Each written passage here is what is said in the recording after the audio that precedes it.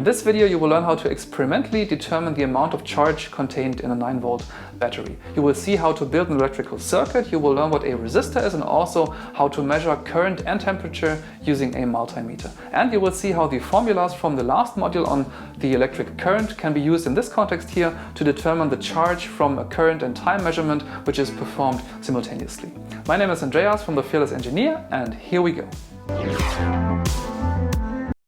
Now first let's talk about the experimental setup. You can see here in this example a battery, a 9-volt battery on the left side, and to its negative terminal we have connected a resistor, an electrical resistor, via a black cable. And inside the resistor, the flowing electrons, later when the circuit is closed and the electricity is flowing, the flowing electrons are forced into a constriction in which they lose a part of their kinetic energy, which is then converted into heat, which is the reason why this particular resistor here has these large golden cooling fins on its housing. And this conversion of kinetic energy into heat happens due to collisions with the atoms in the lattice structure of the resistor material. So first we connect the negative terminal with the resistor.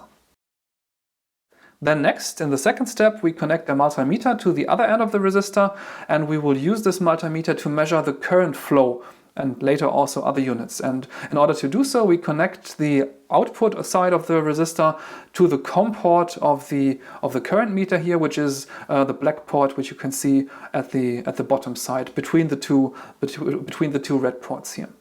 And the idea is to measure the amount of current flowing from the negative terminal through the resistor and measured by the multimeter.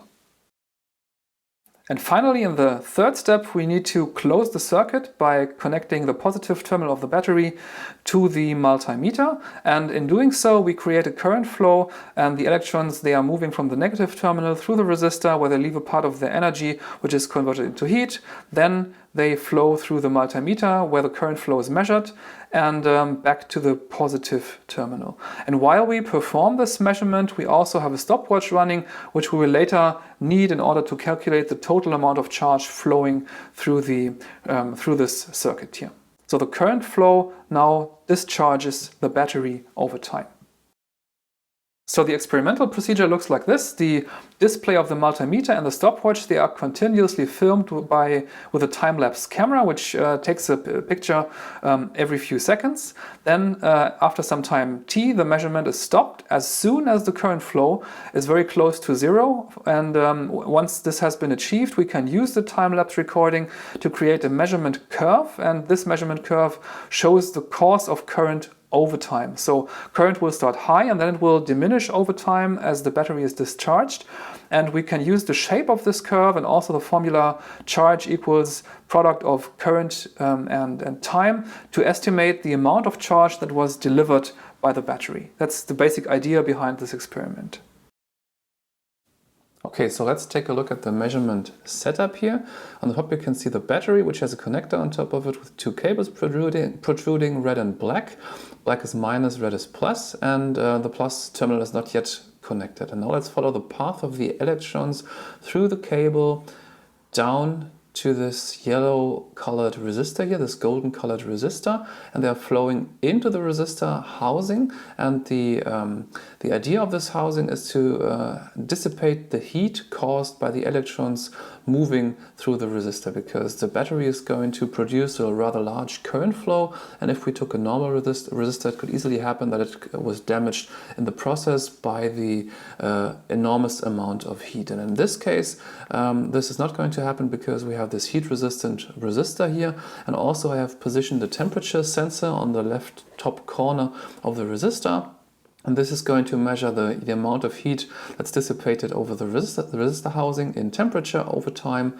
And obviously we're also going to measure current, but we also want to take a look at the energy that's generated by the flow of electrons. And this is a good position to take a look at this. And as soon as the electrons leave the battery, they're going to dissipate the heat onto into the resistor, and we're going to measure the temperature and the display of the left multimeter. Afterwards, the electrons are going to leave the resistor again, and they're going to enter the actual current meter, entering through the COM port and leaving through the red cable again. And as soon as I switch the selector wheel to amperage, I'm going to turn this multimeter here into a current meter. And as soon as the electrons leave the current meter, they're going to flow back to the positive terminal of the battery. And as soon as I connect the crocodile clamp here, the circuit is going to be closed and the process can start. Now let's activate the heat measurement, turn the wheel to temperature, and as you can see, the current temperature on the housing of the resistor is at 22.5 degrees Celsius. And also let's set the other multimeter to current measurement. Let's not choose milliamps because the current is going to be rather large in this case. This is also why we use the leftmost connector and not the rightmost, because this has a higher fuse which will not blow in case of too much current. And on the bottom half, you can also see the actual stopwatch which we're going to use, and as soon as we start the measurement, we're also going to start the stopwatch. Now let's connect the battery to the cable. Now you can observe an electron flow 1.6 amps roughly, and it's dropping rapidly. Also, we have started the stopwatch, which is currently at 10 seconds, and as you can see, the current is dropping and dropping. And on the left, you can see the temperature increasing from 22.5 to 22.6, and it's further increasing, caused by the electrons causing friction in the resistor housing. And it's going to increase more and more over time the longer the experiment runs. And now let's speed up the process in a time-lapse video.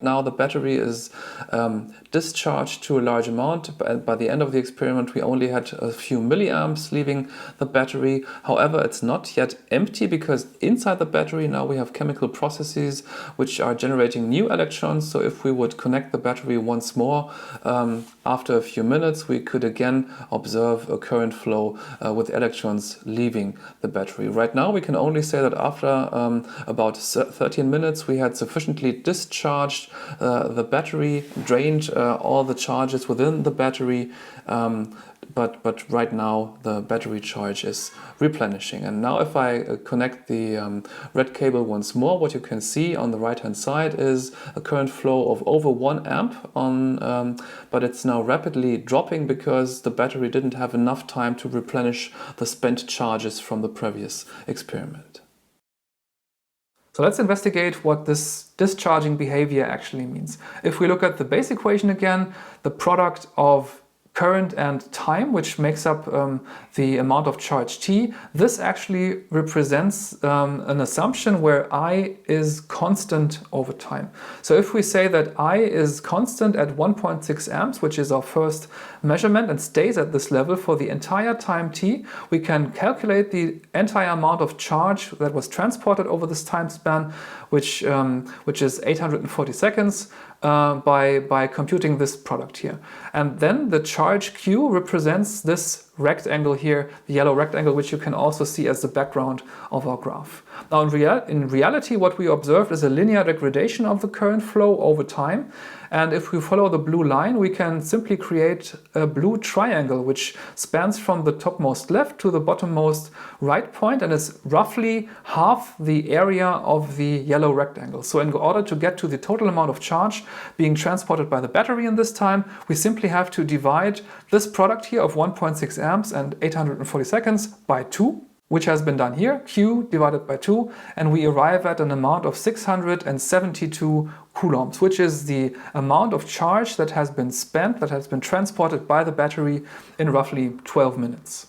The basic aim of this experiment was to give you a rough idea of the amount of current that's contained within a battery. And if we wait a few minutes and leave the chemical reactions within the battery the chance to replenish the spent electrons, we will again be able to measure some charge. But for a constant period of time, it took 12 minutes to discharge the battery to an amount where only a few electrons were able to leave the battery, and where we had taken out all the charge which was inside the battery at this time. We now have an impression of the amount of charge we can take from a battery over a very, very small resistor over a time span of roughly 12 minutes. That's the basic idea of this video here, and also to give you an idea of the practical application of the meaning behind this very basic equation here. I hope you liked the video. If you have any questions, don't hesitate to drop me a comment in the comment section down below. I wish you a nice day, and if you like the video, of course, leave a thumbs up and think about subscribing to my channel, and see you here next time on The Fearless Engineer.